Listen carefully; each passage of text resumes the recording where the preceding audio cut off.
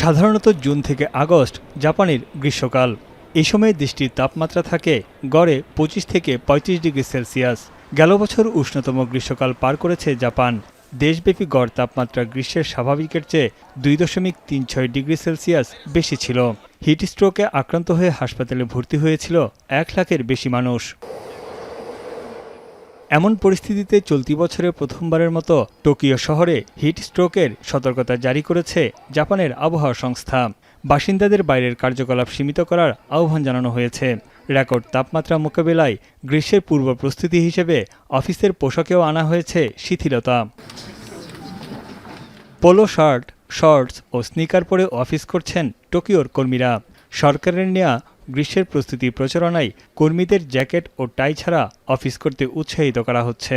কর্মীদের গ্রীষ্মের তীব্র তাপ মোকাবেলা এবং জ্বালানি সাশ্রয় করা এই প্রচারণার অন্যতম লক্ষ্য।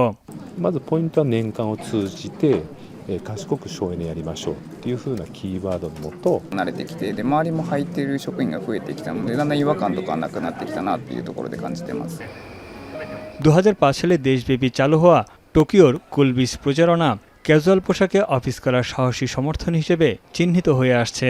তবে গ্রাহক সেবায় নিয়োজিত প্রতিষ্ঠানগুলোর পক্ষে আনুষ্ঠানিক পোশাক ত্যাগ করা সম্ভব হয়ে উঠছে না। এদিকে যুক্তরাজ্যে ক্রমবর্ধমান তাপমাত্রা স্বাভাবিক হওয়ার পূর্বাভাস দিয়েছে আবহাওয়া দপ্তর। মেট অফিসের বার্ষিক জলবায়ু প্রতিবেদনে দেখা যায় 1884 সালের পর দেশটিতে উষ্ণতম বছর ছিল 2025। সাম্প্রতিক দশকের তাপমাত্রা 1.33 ডিগ্রি সেলসিয়াস বেশি উষ্ণ ছিল।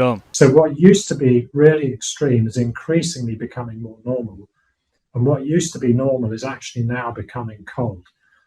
Just to comment on the number of days above 30 degrees in the UK.